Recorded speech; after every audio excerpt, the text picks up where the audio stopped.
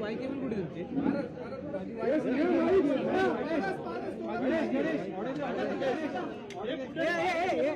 ये नाही साईड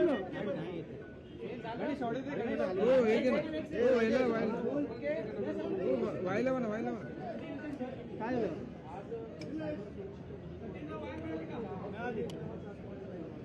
हो तुम्ही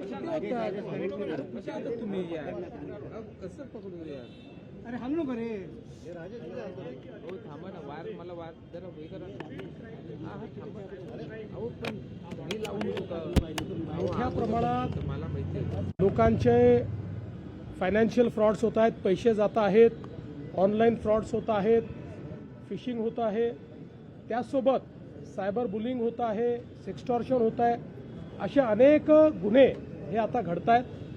या गुन्ह्यांना त्या ठिकाणी आळा घालण्याकरता महाराष्ट्राने देशातलं सर्वात चांगलं सायबर क्राईम सेंटर उघडलेलं आहे. ते अतिशय चांगल्या प्रकारे फंक्शनल आहे. पण त्याहीपेक्षा अधिक महत्त्वाचं आहे की हे गुन्हे घडू नये याकरता अवेअरनेस तयार करणं. कारण एकदा गुन्हा घडल्यानंतर फायनान्शियल लॉसेस आणि मेंटल ट्रॉमा, हा मेंटल ट्रॉमा काही तुम्हाला रिव्हर्स करता येत नाही, म्हणून ते घडूच नये या दृष्टीनं मोठ्या प्रमाणात अवेअरनेस करणं हे गरजेचं आहे. आणि म्हणून केंद्र सरकारच्या वतीनं अशा प्रकारचा हा अवेअरनेस मंथ सुरू झालेला आहे, जो आपण आज महाराष्ट्रात सुरू केला आहे. मोठ्या प्रमाणात कम्युनिकेशन करून कशा प्रकारे तुम्हाला मूर्ख बनवलं जातं आहे, कशा प्रकारे एक्स्टॉर्शन केलं जातं आहे, कशा प्रकारे तुम्हाला मोठे मोठे आमिषं दाखवून तुमच्याकडनं पैसा घेतला जातो आहे, डिजिटल अरेस्टच्या नावावर कसं मूर्ख बनवलं जातं आहे, असा सगळा अवेअरनेस आम्हाला तयार करायचा. आणि पुढच्या टप्प्यामध्ये विशेषतः आमचे जे विद्यार्थी आहेत, स्टुडंट्स आहेत, त्यांच्यामध्येही मोठा अवेअरनेस कॅम्पेन आम्हाला चालवायचा आहे. त्याची आज सुरुवात आम्ही केलेली आहे. सर कालही तुम्ही सांगितलं सर तुम्ही भाषणात एक मिनिट आज महाराष्ट्र में हम लोगों ने साइबर अवेयरनेस मंथ की शुरुआत की है. केंद्र सरकार ने पूरे देश में इसकी शुरुआत की है. हम सब लोग जानते हैं कि आज स्ट्रीट क्राइम से भी ज़्यादा हमारे सामने साइबर क्राइम की चुनौती है. बड़े पैमाने पर फिशिंग हो रहा है, फाइनेंशियल फ्रॉड्स हो रहे हैं, डिजिटल अरेस्ट हो रहा है, सेक्सटॉर्शन हो रहा है, साइबर बुलिंग हो रही है.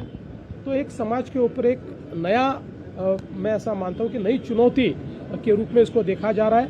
महाराष्ट्र में हमने देश का सबसे अच्छा साइबर सिक्योरिटी सेंटर तैयार करके इसका मुकाबला करने की व्यवस्था तो खड़ी करी है, लेकिन उससे ज़्यादा महत्वपूर्ण है कि ये क्राइम न हो इसलिए अवेयरनेस तैयार करना. क्योंकि क्राइम होने के बाद हम आरोपी को पकड़ते भी हैं, तब भी जो मेंटल ट्रॉमा है उसको रिवर्स नहीं किया जा सकता. इसलिए हम लोग यह प्रयास कर रहे हैं कि बहुत बड़ा अवेयरनेस कैंपेन हम लोग खड़ा करें. और विशेष रूप से जो हमारे स्कूल्स हैं, हमारे जो विद्यार्थी हैं, इनमें भी अवेयरनेस तैयार करने का हम प्रयास कर रहे हैं. सर तुम्ही भाषणात असा उल्लेख केला ने रिक्वेस्ट किया कि क्लास में लेक्चर्स में बच्चों को पढ़ाया जाए, 7th, 8th, 9th, 10th के बच्चों को शालेय अभ्यासक्रमामध्ये याचा उल्लेख व्हावा. ऐसा है, मैंने इसीलिए कहा कि अब हम लोग स्टूडेंट्स को भी टारगेट करके उनमें अवेयरनेस तैयार करेंगे. तुम्ही सर बघितलं तर ज्या पद्धतीने मुलांमध्ये अवेअरनेससाठी तुम्ही म्हणताय, मात्र शाळेत हा धडा घेऊन यावा अशी देखील मागणी. नाही, ती अतिशय योग्य मागणी आहे. शाळेमध्ये एक व्यवस्था आपल्याला उभी करावी लागेल आणि एक धडा देऊन चालणार नाही, तर पूर्ण व्यवस्थाच उभी करावी लागेल. 3ऱ्या वर्गापासून तर वरपर्यंतची जी सगळी मुलं आहेत यांना त्यांच्या क्षमतेप्रमाणे काय सायबर क्राईम होऊ शकतात, त्या संदर्भात त्यांनी कसं अवेअर राहिलं पाहिजे, त्यांनी काय प्रिकॉशन घेतली पाहिजे आणि एखादं घडलं तर कसं त्यांनी रिपोर्ट केलं पाहिजे हे त्यांना शिकवणं गरजेचं. तुम्ही डीपफेक बद्दल बोललात. आता आलेलं आहे आणि एआयच्या माध्यमातून जास्त पद्धतीने फ्रॉड होताना पाहायला मिळतात. हे खरं आहे की आता डिजिटल स्पेसमध्ये एआयच्या माध्यमातून डीपफेक तयार करणे, एआय व्हिडिओज तयार करणे, त्याच्या माध्यमातून कोणाचाही आवाज कोणालाही लावणे, कोणाचाही चेहरा दाखवणे, चेहरे बदलणे, व्हिडिओज तयार करणे, अशा अनेक गोष्टी तयार होत आहेत. आणि यासोबत दुसऱ्याच्या नंबरवरून तिसऱ्याला फोन जाऊन त्याच्या आवाजामध्ये पैसे मागणे, अशा अनेक गोष्टी बाहेर येत आहेत. त्यामुळे एआयनी जे काही चॅलेंजेस उभे केले आहेत त्याचं सोल्युशनही एआयमध्ये आहे. म्हणूनच मी असं म्हटलेलं आहे की आता डिजिटल युगाची डिजिटल मूल्य आम्हाला तयार करावी लागतील, ती आम्ही तयार करतो. सर, एक काही राजकीय प्रश्न पण आहेत. काल खरं तर मुंबईमध्ये 2 दसरा मेळावे झाले. खरं तर शिवाजी पार्कच्या मेळाव्यातून उद्धव ठाकरेंनी पुन्हा एकदा तुमच्यावरती टीका केली आहे. काय सांगणार? पण मी उद्धव ठाकरे यांचे आभार मानेन की उद्धव ठाकरेजींनी माझे 1,000 रुपये वाचवले. कारण मी आव्हान केलं होतं की उद्धव ठाकरे यांच्या भाषणामध्ये विकासाच्या संदर्भातला एक मुद्दा दाखवा आणि 1,000 रुपये मिळवा. काल मी तर काही त्यांचं भाषण ऐकलं नाही, पण मी फक्त भाषण संपल्याबरोबर जे भाषण ऐकणारे आहेत त्यांना विचारलं, 2-3 पत्रकारांना विचारलं, बाबा मला 1,000 रुपयाचं त्या ठिकाणी आता फटका आहे का? उद्धव ठाकरे काहीतरी विकासावर बोलले का? अख्ख्या भाषणामध्ये विकासावर ते एक मुद्दाही बोलले नाहीत, ते बोलूच शकत नाहीत. त्यामुळे ते अधवा तधवा बोलतात. खरं म्हणजे त्यांचं बोलणं स्वगत असतं, कारण पुढे माणसंही नव्हती. यावेळेस तर अशी परिस्थिती होती की पुढे माणसंही नव्हती, त्यामुळे त्यांचं स्वगत होतं.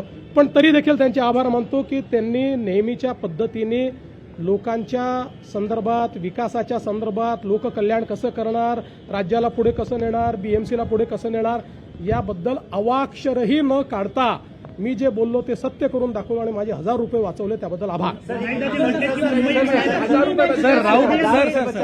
उद्धव ठाकरे असं देखील म्हणाले की भाजप सर्वांना फ्री शिप देऊन, मराठी उद्या ना, भाजप सर्वांना फ्री शिप देऊन पगारी मतदार तयार करते. आधी वोट चोरीचा आरोप आणि आता थेट मतदारांना पगारी मतदार म्हणणं, हे एकंदरीत असं आहे की एखादा व्यक्ती निराश झाला, तो फ्रस्ट्रेट झाला की तो अदवा तदवा बोलत असतो.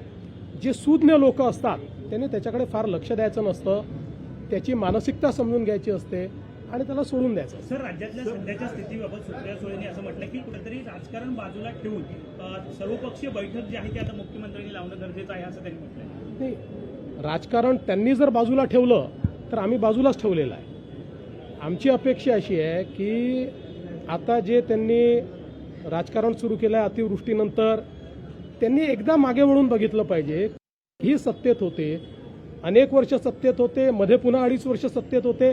प्रत्येक वेळी कलॅमिटी आली, त्या कलॅमिटीमध्ये त्यांनी काय केलं हे एकदा त्यांनी आरशात बघितलं की त्याच्यानंतर ते जे राजकीय मागण्या करतायत त्या राजकीय मागण्या बंद होतात. मराठवाड्यातल्या शेतकऱ्यांच्या शेतामधला चिखल अजूनही बाहेर गेलेला नाहीये. मागणी करताना पाहायला मिळालं. मी तेच म्हणूनच मी सांगितलं की विरोधी पक्षाने इतके वर्ष सत्तेत असताना अशा प्रकारच्या कॅलॅमिटीमध्ये त्यांनी स्वतः काय केलं आहे, त्यांनी काय निर्णय घेतलेले आहेत, त्यांनी काय GR काढलेले आहेत, असा एकदा आरसा बघितला की काय मागणी करायची ते ठरवते. सर, पिछले 9 महीनों में मुंबई में 2000 बांग्लादेशियों पर कार्रवाई की। सीएम साहब, राहुल गांधी कोलंबिया में एक बार फिर देश की बदनामी करने लग जा रहा है. जिस प्रकार से उन्होंने कहा कि देश की लोकतंत्र खतरे में, विदेश में जाके देखिए, राहुल गांधी इनको भारत के संविधान की ताकत पर विश्वास ही नहीं है. और इसका एक कारण है कि इस देश का, भारत का इतिहास वो जानते नहीं है. उनकी दादी श्रीमती इंदिरा जी ने इमरजेंसी लगाकर भारत के संविधान को बदलकर भारत के अंदर एकाधिकार शाही लाने का प्रयास कर कर देख लिया. भारत की जनता ने उनको उलट दिया. ये भारत का लोकतंत्र है, ये डॉक्टर बाबा साहेब आम्बेडकर जी ने दिया हुआ लोकतंत्र है. ये किसी के बाप में ताकत नहीं है कि इस लोकतंत्र को वो कमजोर करके दिखाए. इनका दिमाग कमजोर है, इनके दिमाग में कमजोरी है, इनके दिमाग में इस संविधान के खिलाफ फितरत है. इसलिए मैं बार बार कहता हूँ, Rahul Gandhi is a serial लायर, इज अ सीरियल लायर, इज अ सीरियल लायर. सर, कल जिस प्रकार से पिछले 9 महीने में 2000 बांग्लादेशियों पर कार्रवाई हुई है, 1000 को डिपोर्ट किया गया है, जबकि 1000 कोई नेशनल लीडर थोड़ी है. सर, ऐसा क्या होना चाहिए कि बांग्लादेशियों की घुसपैठ बंद हो? यहाँ देखिए, घुसपैठ बंद होगी ही, और जो आएगा उसको पकड़ के वापस भेजा जाएगा. लोकशाही मराठी ऐका, पहा, जागरूक रहा.